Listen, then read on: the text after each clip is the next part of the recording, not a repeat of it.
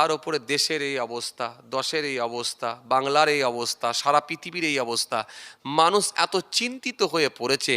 Tension মুক্ত মানুষ কিন্তু আর নাই, পাওয়া যাচ্ছে না। আপনি দেখুন, দিল্লি থেকে আসছে, তারাও চিন্তায় আছে বাংলা আসবে না বাংলা হাতছাড়া হয়ে যাবে। বাংলায় যারা আছে তারা বলছে দিল্লি পেয়ে যাবে না আমাদেরই থাকবে।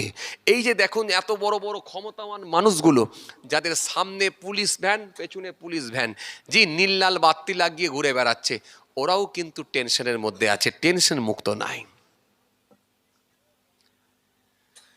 এই জন্য কবি বললেন কি, এক কম্বলে 10 ফকির, শান্তি সুখে নিদ্রা যায়, এক রাজ্যে 2 রাজা, বাস করা যে ভীষণ দায়, কম্বল বড় না রাজ্য বরং।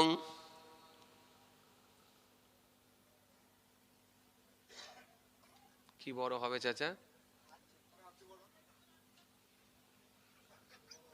ঠিক বলেছে চাচা, ঠিক বলেছে। বলছে রাজ্য বড়, বলছে ঠিক বলেছে।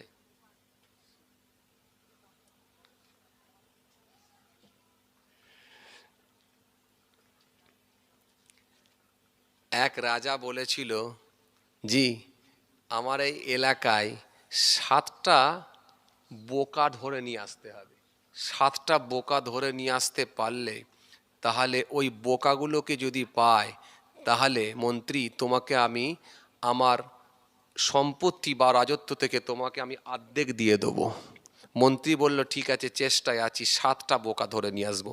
তার মধ্যে একটা বোকা মন্ত্রী ধরে নিয়ে এসেছিল। মানুষটি এই রকম করে হাঁটছিল, বুঝতে পারলেন, এই রকম করে হাঁটতে গিয়ে পড়ে গেল। পড়ে যাবার পরে লোকে যখন হাত ধরে টেনে তুলছে, তখন লোকটি বলছে দেখো আমার হাত ধরে টেনে তুলো না, হাতটা বাদ দিয়ে বাকি শরীরে যেখানে যা পারো ইচ্ছা করলে শরীরের যে অংশে ইচ্ছা লাগে ধরো, ধরে টেনে তোলো, কিন্তু হাত ধরে টেনে তোলো না। যখন তাকে কোনো রকমের টেনে তোলা হলো, লোকেরা জিজ্ঞাসা করছে তুমি যে হাতটা এই রকম করে রয়ে গেলে, তোমাকে টেনে তুললে অসুবিধা কী ছিল, হাতটা ছাড়লে না কেন? বলে দেখো আমার বউ বলেছিল, আমাকে দেখিয়ে দিয়েছিল যে এই মাপের একটা হাঁড়ি নেবে, যদি খুলে যায় কিন্তু মাপে গোলমাল হবে। এখন আমি যা দেখছি আপনাদের সিচুয়েশন সেই অবস্থা, মাপের গোলমাল হয়ে যাবে। আছি এখানে, কিন্তু মন আমাদের এখানে নেই, সব নেটওয়ার্ক পালিয়ে গেছে। কিছু কিছু মানুষ দেখবেন মসজিদে গিয়ে নামাজ পড়ে, তাও দেখবেন নেটওয়ার্ক পালিয়ে যায়। ও কক তো হলো তাও জানে না, কিয়ামে দাঁড়িয়ে আছে না রুকুতে আছে তাও জানে না, সিজদায় আছে, হ্যাঁ সিজদায় আছে না কিয়ামে দাঁড়িয়ে আছে তাও বোঝে না। খালি ইমাম সাহেবের দেখে দেখে আর বাকি লোকেদের সাথে সাথে খালি কোনো রকমের তালে তাল মিলিয়ে চলে যায়। যখন ডান দিকে সালাম ফেরাই তো বাঁ দিকে সালাম ফেরাই, ও লোকটাও ডান দিকে বাঁ দিকে সালাম ফিরিয়ে দেয়। আসলে কি পড়লো, করাকাত হলো, ও তাও জানে না। জানে এটুকু যে জোহরের নামাজ যখন হয়েছে তার মানে 4 রাকাতই হয়েছে, কিন্তু কখন 2 রাকাত হলো আর কখন 3 রাকাতে দাঁড়ালাম ওটা কিন্তু জানে না। কারণ কি জানেন, আসলে ওর সব ঠিক ছিল এখানে, কিন্তু নেটওয়ার্ক পালিয়ে গেল, মানে টাওয়ার পালিয়ে গেল, মানে মনটা অন্য জায়গায় চলে গেল। এগুলো আমাদেরও হয় মাঝে মাঝে, দেখবেন নামাজ পড়তে দাঁড়ালে দেখবেন মন অন্য জায়গায় পালিয়ে যায়। পালাই না? এই কথা বলছেন না কেন, পালাই না? 4 রাকাতে সালাম না ফিরিয়ে 3 রাকাতে মেরে দিয়ে বলছে 3 রাকাতে হলো না 4 রাকাত হলো, এরকম হয় না? কথা বলেন না। তখন সালাম তো ফিরিয়ে দিয়েছি, এবারে কি করব, আবার ঘুরিয়ে পড়বো নাকি না ফের সিজদা মারবো? কথা বুঝতে পারছেন না? এই জন্য যখন ওয়াজ শুনতে যাবেন, মনগুলো বাড়িতে রেখে যাবেন না, মনগুলো এখানে নিয়ে যাবেন। যা আছে হোক, যা হচ্ছে হোক। দেখেন আপনি যদি আল্লাহওয়ালা হয়ে যান, আপনার কিছু হবে না, আল্লাহ রব্বুল আলামিন আপনাকে হেফাজত করবেন, আপনার দায়িত্ব আল্লাহ নিয়ে নেবেন। তো সুতরাং ওসব পেছন দিকে টেনশন রেখে লাভ নাই। আসেন, এসেছেন নবীর মাহফিলে বসেছেন, যতক্ষণ বসে থাকবেন মনগুলো ধ্যানগুলো এদিকেই রাখবেন। আর না হলে কেমন হবে জানেন তো, জি ইমাম সাহেব ডান দিকে বাঁ দিকে সালাম ফিরিয়েছে, যখন সালাম ফিরিয়ে দিয়েছে তখন এ পেছন থেকে মুসল্লি বলছে হুজুর আপনি তো 3 রাকাতে সালাম ফিরিয়ে দিলেন। ইমাম সাহেব বলে বলো কি, আমি জোহরের নামাজ পড়াচ্ছি 3 রাকাতে আবার কখনো সালাম ফেরাই? আমি তো 4 রাকাতই সালাম ফিরিয়েছি মনে হয়। তখন বলছেন, না হুজুর, আপনি 3 রাকাতই সালাম ফিরিয়েছেন। বলো কি, 3 রাকাতে সালাম ফিরালাম? পেছন দিকে তাকিয়ে আর একটা মুসল্লি ছিল, তাকে জিজ্ঞাসা করছে, হ্যাঁ ভাই, আমি কি 4 রাকাতে সালাম ফিরালাম না 3 রাকাতে? বলছে, হুজুর, আমার তো মনে হচ্ছে আপনি 4 রাকাতই সালাম ফিরিয়েছেন। দেখো দেখিনি, এই লোকটা বলছে 4 রাকাতে সালাম ফিরিয়েছি, আর তুমি বলছো 3 রাকাতে। তখন ওই লোকটি বলছে, হুজুর, ও জানে না, আমি বলছি আপনি 3 রাকাতই সালাম ফিরিয়েছেন। বলি, বলো কি, তুমি এতটাই শিওর? ইমাম সাহেব তো আবার টেনশনের মধ্যে পড়ে গেল। পাশে আর একটা লোক দাঁড়িয়ে আছে মুসল্লি, তাকে বলছে, ভাই, আমি কি 4 রাকাতে সালাম ফেরালাম না 3 রাকাতে? সে একটু মাথাটা চুলকে নিয়ে বলছে, হুজুর, আমার মনে হচ্ছে আপনি 4 রাকাতই দিয়েছেন। কথা বুঝছেন? 4 রাকাতই দিয়েছেন। এখন যখন দুটো লোক বলে দিয়েছে 4 রাকাতই সালাম ফিরিয়েছেন, ইমাম সাহেব তখন একটু স্পিড বেড়ে গেল। বেড়ে গিয়ে বলছে, তুমি বলছো 3 রাকাতে, এরা দুজন কি তাহলে বুঝতে পারে না? এরা দুজন বলছে 4 রাকাতে, আর তুমি বলছো 3 রাকাতে। বলে, না হুজুর, ও লোকটাও জানেনি, আসলে ও বুঝতে পারেনি, আসলে কিন্তু আপনি 3 রাকাতই সালাম ফিরিয়েছেন। তখন ইমাম সাহেব রেগে গিয়ে বলে, তোমার এতটা কনফিডেন্স কি করে হলো? তুমি এতটা নিজের কথার ওপরে কি করে শিওর হলে? তুমি নিজের কথার ওপরে এতটা অ্যাক্টিভ কি করে হলে যে তুমি 3 রাকাতে সালাম ফিরিয়েছি? তখন বলছে, হুজুর বলবো? বলে, বলো। বলে, মুদিখানা দোকান যখন বন্ধ করে আসি, আমার দোকানের কোলাপসিয়াল গেট আছে, মোট 4টে তালা মারি। একবার যখন সিজদায় যাই, খালি ওপর দিকটা হিসাব করে দেখে নিই যে তালাটা মেরেছি না খোলা রয়েছে। তো প্রথম রাকাতে দেখলাম তালা মারা, দ্বিতীয় রাকাতে ফের দেখলুম তালা মারা, তৃতীয় রাকাতে দেখলুম, 3 রাকাতে দেখলুম আবার একটা তালা মেরেছি।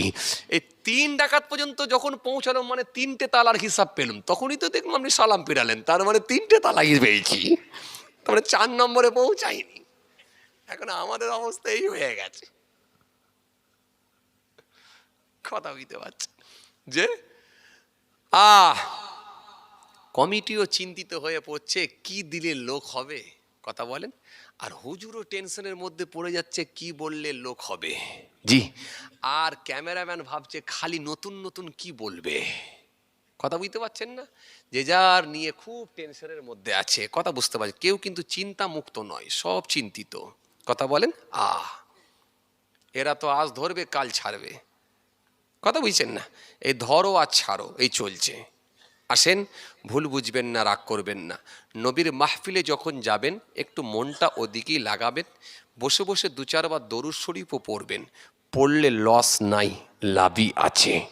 মান সাল্লা আলাইয়া ওয়াহিদাতান সাল্লাল্লাহু আলাইহি আশারা, যে ব্যক্তি আমার ওপরে একবার দরুদ শরীফ পড়ে, রসুল বলছে আমার আল্লাহ খুশি হয়ে গিয়ে তার ওপরে 10টা করুণা, 10টা রহমত বর্ষণ করে থাকেন। একটু জোরে বলবেন না? আর একটু জোরে বলেন না? তাহলে সেই মাহফিলে এসেছেন মানে 2-4 বার দরুদ শরীফ পড়ার সুযোগ পাচ্ছেন তো না পাননি? কথা বলেন, পাচ্ছেন তো? 2-1 বার কলেমা শরীফ পড়ার সুযোগ পাচ্ছেন তো না পাননি? তাহলে এত ছটফট করছেন কেন? বউকে কি আপনার কি বলে ওই মার্কেটের ভেতরে কি বাজারে কি রেখে দিয়েছিলেন নাকি? বউ কি ওখানে রেখে দিয়ে এসছেন? কিছু কিছু লোক দেখবেন বউকে মার্কেটের ভেতরে রেখে দিয়ে আসে, দিয়ে বলে দাঁড়া আমি একটু কে জলসা করছে দেখে নিই। ওরা এসে বসতে আসে না, খালি দেখতে আসে। আমি দেখলাম তো, খালি উঁকি মারছে আর বেরিয়ে যাচ্ছে। এই যে কতগুলো বাই আমার দাঁড়িয়ে আছে, সেই থেকেই দাঁড়িয়ে আছে। এই যে দাঁড়িয়ে থাকা ভালো নয়, চলে যাওয়ার থেকে দাঁড়িয়ে থাকা ভালো, কিন্তু দাঁড়িয়ে থাকার থেকে বসে পড়া ভালো। দাঁড়িয়ে থাকার থেকে বসে পড়া ভালো। অনেকক্ষণ ধরে দাঁড়িয়ে থাকবেন কেন? বসেই পড়েন। আসেন, খেয়াল করেন, লক্ষ্য করেন, কষ্ট হচ্ছে বাবাজি? আলহামদুলিল্লাহ, একটু তাকবীর দেন, নারায়ে তাকবীর। আর একবার দেন, নারায়ে তাকবীর। এখানে এত লোকজন কম হলো কেন? দিনের বেলা কি ভাত খাইয়ে দেওয়া হয়েছিল না রাতের বেলা আছে? ও চলছে, আচ্ছা, সেটাই আমাকে বলেন না। আমি তো কারণটা খুঁজে পাচ্ছিলাম না যে কি ব্যাপার। ওই যে 9টা থেকে খাওয়া দাওয়া, ও আজ বাবা যা পারে হোক গে যাক, ও দরকার নেই, মন লাগলে আয়, আর নালে খেয়ে নিয়ে পালিয়ে যা ভাই। খাওয়া দেবো কিন্তু শান্তিতে রাখবো, পেট যেন দুটো কথা না বলতে পারে। কথা বলেন, পেট যেন দুটো কথা না বলতে পারে। খেলো, খাও, মেলাও যাও, এই তো অবস্থা। আসেন, ডিসাইড করেন আগে কি করবেন। কি করবেন? যদি মনে হয় পরের জমি বর্গা করেই খাবো, লোকের জমির মাছ ধরি, লোকের পুকুরের মাছ ধরেই খাবো, যদি বলে হয় মিথ্যা কথার ওপরে পণ্য বিক্রি করব, তাহলে আর জুম্মা যাওয়ার দরকার নেই। কি বুঝতে পারছেন না? ওই শুধু শুধু দুরাকাত নামাজে দেওয়ার দরকার নেই। আর যদি মনে হয় যে দুরাকাত নামাজ পড়বো, তাহলে বাকি সুন্নতগুলো পড়বো, তার সাথে সাথে কিন্তু মিথ্যা কথাও ছাড়বো, তার কথার ওপরে তারপর পাশাপাশি কিন্তু মিথ্যা কথার ওপরে পণ্য বিক্রি করা বন্ধ করব। আমানতের খেয়ানত কোনোদিন করব না, বাড়িতে বন্ধন কিন্তু আর ঢোকাবো না। যদি করতে হয় এরকম করেন, যদি মনে হয় জলসাই যাব তাহলে এখানেই বসবো, আর যদি মনে হয় মেলাতে ঘুরবো তাহলে আসবেন না। আর কমিটির ভাইদেরকেও খুব সিদ্ধান্ত নিতে হবে, কি করবেন, মেলা দেবেন না সভা দেবেন। মেলা দেবেন না সভা দেবেন। যদি মনে হয় নাগলদন্নাই দেবো, চরকি দেবো, যদি মনে হয় কি বলে সেই যেগুলো পড়ে গেলে ঝাপাং করে পড়লে ধাপাং করে লাফিয়ে উঠে, কি বলে ওগুলো, হ্যাঁ, জাম্পিং, জাম্পিং, বাচ্চারা ঝপাং করে পড়লে ধাপাং করে যেটা উঠে, ওই যদি মনে হয় ওগুলোই দেবো, তাহলে জলসা দেওয়ার দরকার নাই। কেন বলেন তো? শুধু শুধু চায়েতে পেচ্ছাপের ছিটা মেরে খাওয়া দরকার নেই, ডাইরেক্ট পেচ্ছাপ খাওয়াই ভালো। লসটা কি জানেন? চা পাতাটা লস, চিনিটা লস। এই হালাল মালের সঙ্গে হারাম মাল পাইল করার দরকার নাই। কামাখায় একটা হুজুর বসিয়ে দিয়ে কিছু নজরানা দিয়ে দু তিনটে হুজুরকে নিয়ে এসে একটা ছোট্ট দোয়ার মাহফিল করে দিয়ে কিছু এখানে চলবে আর ওখানে চলবে ওই রকম। নারী আর পুরুষ এক জায়গায় জমায়েত হবে, অশ্লীল পরিবেশ তৈরি হবে, নোংরামও বেড়ে যাবে। ওখানে চলবে পাপের কারখানা আর এখানে চলবে ওয়াজ, ও হবে না। দুটোর মধ্যে একটা করেন। আমার কথায় হয়তো আপনারা রাগ করছেন নাকি জানিনি। ডিসাইড করেন। এই জলসাগুলো ক্ষতি হচ্ছে এই মেলা দেওয়ার জন্য, মেলা দেওয়ার জন্য জলসা ক্ষতি। মেলা আল্লাহর রাস্তায় বলছি টোটালি বন্ধ করে দেন, টোটাল মেলা বন্ধ করে দেন। জলসা রাতে কোনো মেলা বসবে না। কেন আপনাদের এখানে কি দোকান নেই? অত বড় হাবড়া মার্কেট আছে, কি বলে হাবড়া, হ্যাঁ, গোবরডাঙ্গা, চারঘাটের মার্কেট, গোবরডাঙ্গার মার্কেট, হাবড়া অত বড় মার্কেট, ওখানে বিছানার চাদর পাওয়া যায় না? নাকি না আপনার কি বলে গ্লাস আর জগ পাওয়া যায় না? নাকি না কাপের সেট পাওয়া যায় না? নাকি না বিছানার চাদর ওখানে পাওয়া যায় না? তো জলসা রাতে কেন দিতে হবে? শুধু শুধু বাড়ির মেয়েগুলোকে বেপর্দা করছেন। আপনারা একবার ভাববেন না? এখানে দাড়ি টুপি রেখে লম্বা সুন্দর করে উন্না পরে রুমাল পরে সুন্দর করে বসে আছেন, আর আপনার বাড়ির মেয়েটা, আপনার বাড়ির বউটা, আপনার বাড়ির বিবিটা, আপনার ভাবিটা বেপর্দা হয়ে ঘুরে বেড়াচ্ছে। এর গুনার ভাগিদার কি আপনাকে হতে হবে না বলে মনে হয়? এর দায়ভার কি আপনাকে নিতে হবে না বলে মনে হয়?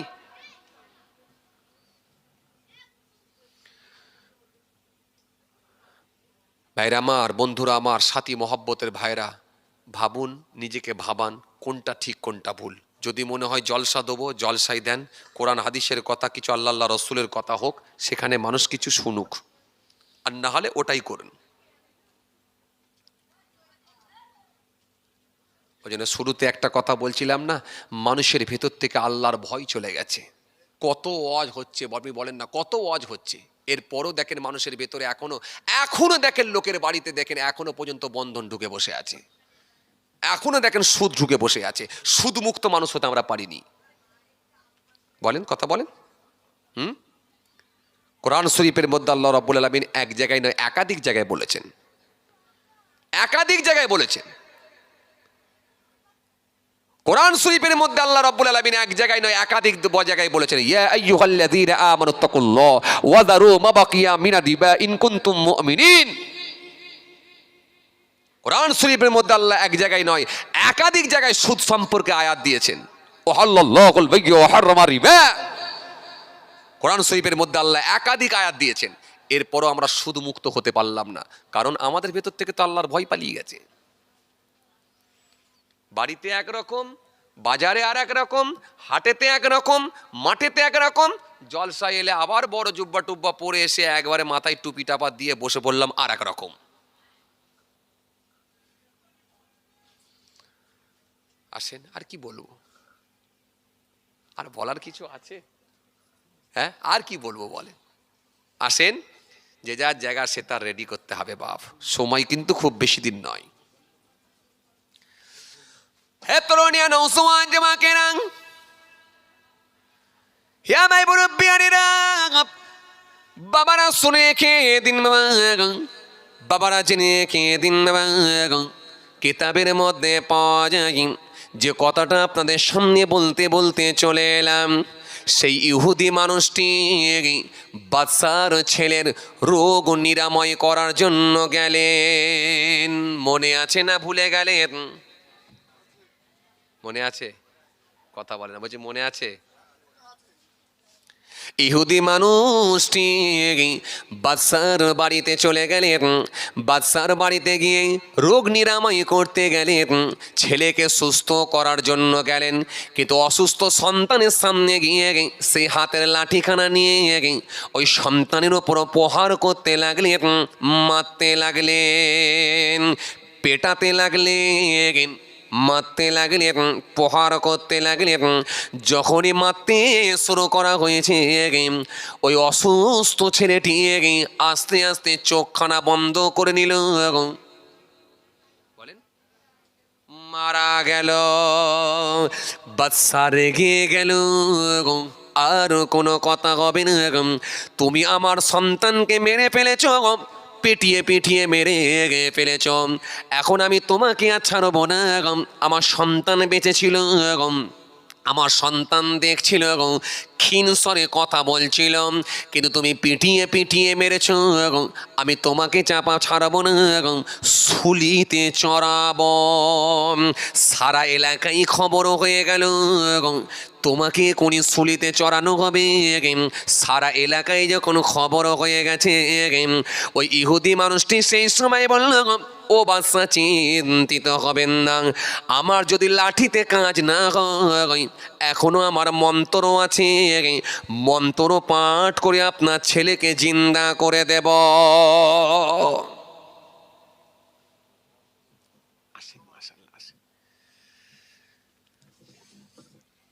মাশাআল্লাহ বাবাজি, আমার ভাইরা আপনার সামনে আসেন। জি আলহামদুলিল্লাহ বাবাজি, অসমাপ্ত বক্তব্যকে সমাপ্তির দিকে আগিয়ে দিলাম। এরপর আল্লাহ যদি কোনোদিন ফের বলা, ইনশাল্লাহ বাকিটা হবে। সকলে আমার জন্য দোয়া করবেন, আমি আপনাদের জন্য দোয়া করি। এখন আপনাদের সামনে আজ নসিহত করবেন জনাব হজরত আলহাজ মাওলানা মসিউর রহমান সাহেব। মাশাল্লাহ খুব প্রবীণ বক্তা, সকলেই আপনারা চেনেন। ভাইজান এসেছেন আলহামদুলিল্লাহ, সকলে বসে বসে ওয়াজ শোনেন। গুনাহগার, আল্লাহ যদি ফের কোনোদিন সুযোগ করে দেন, ইনশাল্লাহ আলোচনা হবে। সবাই আমার জন্য দোয়া করবেন। একবার তাকবীর দেন, নারায়ে তাকবীর। আরো জোরে দেন, নারায়ে তাকবীর। আরো জোরে দেন, নারায়ে তাকবীর। সিলসিলা মুজাদ্দিদুল জামান দাদা পীরের হক সিলসিলা, নারায়ে তাকবীর। বিদায় নিলাম, সকলে আমার জন্য দোয়া করবেন। বাকিটা ইনশাল্লাহ কোনোদিন ফের সুযোগ হলে আল্লাহ যদি বলার, ইনশাল্লাহ বাকিটা কমপ্লিট করব। সবাই দোয়া